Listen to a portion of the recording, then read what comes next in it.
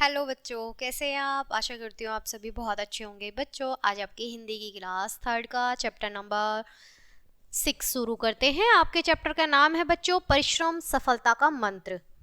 जो परिश्रम होता है वो हमारी सफलता का मंत्र होता है या सफलता की चाबी होती है। तो बच्चों, ये एक नाटक है, चलिए शुरू करते हैं।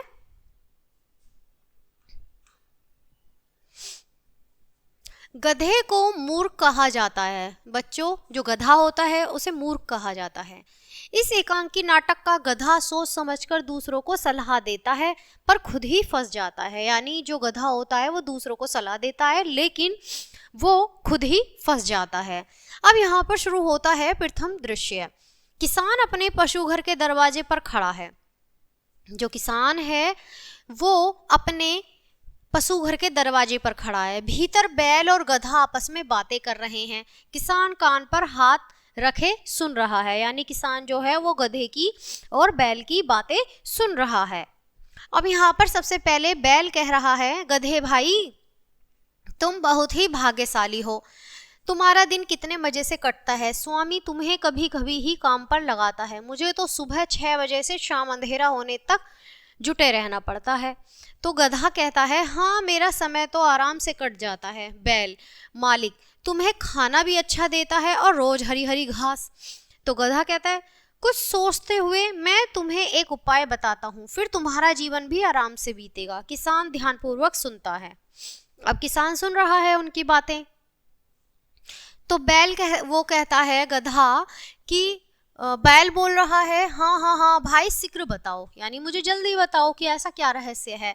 तो गधा कहता है कि तो सुनो, कल सुबह जब मालिक तुमसे हल चलवाए तो तुम कुछ देर काम कर पृथ्वी पर गिर पड़ना। यानी कुछ देर काम करके तुम चक्कर खा के गिर पड़ना, ऐसा बहाना कर देना और तेज तेज कराने लगना। तुम्हें बीमार समझ मालिक तुम्हें वापस ले आएगा। अच्छा भोजन भी मिलेगा और आराम भी मिलेगा। अब ये सलाह दी किसने? गधे ने दी बैल को। अब बैल ने उसे क्या कहा कि धन्यवाद गधे भाई, धन्यवाद। ठीक है। किसान कहता है, अपने आप से कल देखूंगा तुझे। यानी अब वो खुद से कह रहा है किसान कि मैं कल देखूंगा। कितना बहाना।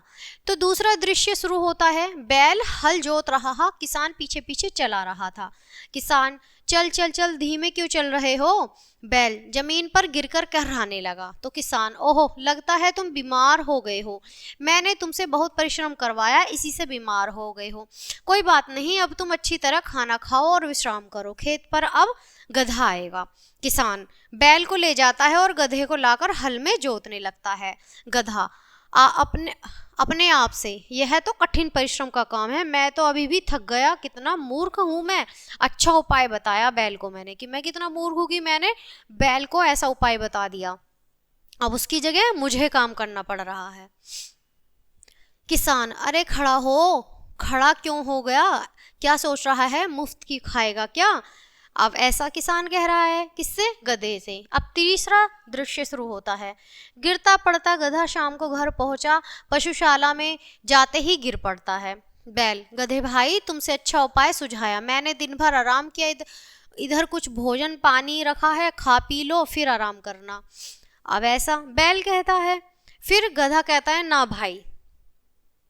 अब बैल कह रहा है, क्या बात है, बहुत थक गए हो क्या। मैं जानता हूँ जुआ कंधे पर रखकर चलाना कितना परिश्रम का काम है, मैं तो कल भी आराम करूंगा। गधा, न भाई मैं परिश्रम से नहीं घबराता, मुझे तो तुम्हारी चिंता खाई जा रही है कि किसान बाहर खड़ा सुनने ना लगे। बैल, मैं कुछ समझा नहीं। गधा, भाई मालिक आज अपने बेटे से कह रहा था कि बैल कुछ बीमार रहने लगा है, जुताई के दिन है, बहुत काम है, इसे कसाई को बेचकर नया बैल ले आते हैं। किसान मुस्कुराता हुआ चला जाता है। अब बैल कहता है कि क्या तुम सच कह रहे हो। बैल कुछ सोचता हुआ इधर उधर घूमने लगता है। गधा खराटे भर रहा है, यानी वो सो रहा है। अब बैल, मित्र गधे उठो, तुम तो खराटे भर रहे हो और मेरी चिंता के मारे जान निकली जा रही है। गधा, सोने दो मुझे, सोने दो।